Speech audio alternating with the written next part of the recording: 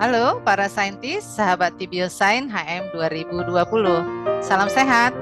Dalam video ini kita akan membahas sel haploid versus sel diploid.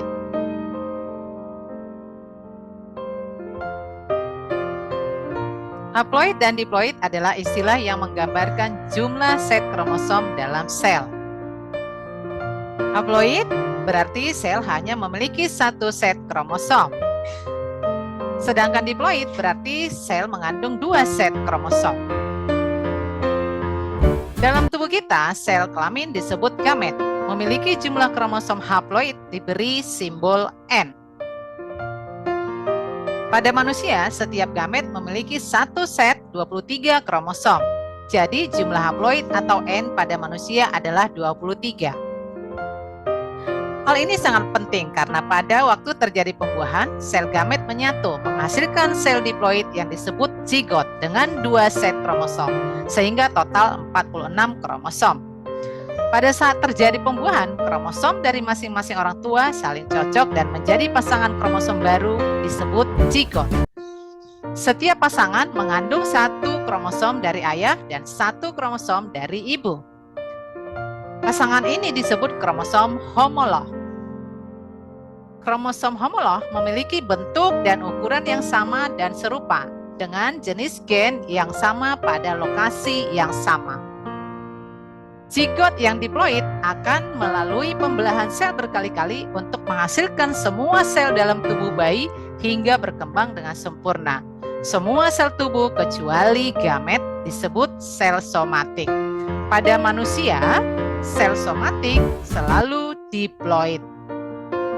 Ditulis dengan simbol 2N, yang berarti mereka memiliki dua set masing-masing 23 kromosom, sehingga total 46 kromosom.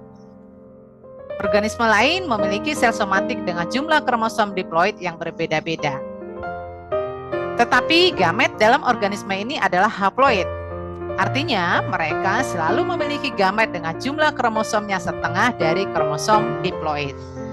Jadi, bagaimana pembelahan sel mempengaruhi jumlah kromosom dalam sel anak? Mari kita perhatikan.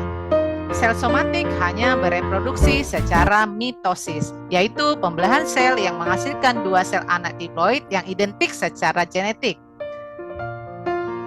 Sebaliknya, meiosis adalah jenis pembelahan sel yang hanya menghasilkan gamet. Pada meiosis, sel diploid mengalami dua kali pembelahan sel untuk menghasilkan 4 gamet haploid yang berbeda secara genetik.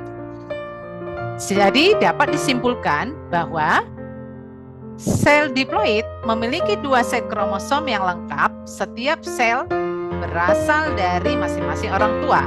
Sel diploid memiliki jumlah kromosom 2 kali lipat dari sel haploid.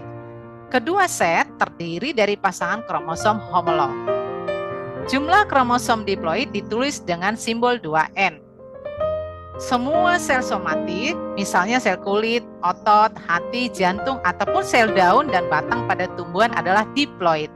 Sedangkan sel gamet, yaitu ovum dan sperma, tidak pernah diploid. Sel diploid diproduksi hanya dengan cara mitosis. Sebaliknya, sel haploid hanya memiliki satu set kromosom, yaitu setengah dari jumlah diploid. Karena hanya ada satu set kromosom, jadi tidak ada pasangan kromosom homolog. Jumlah kromosom haploid ditulis dengan N. Semua sel gamet bersifat haploid. Dan gamet haploid terbentuk dari sel diploid melalui pembelahan meiosis, tidak pernah melalui mitosis. Demikian penjelasan saya tentang sel haploid dan diploid. Semoga dapat dipahami. Terima kasih dan salam sehat.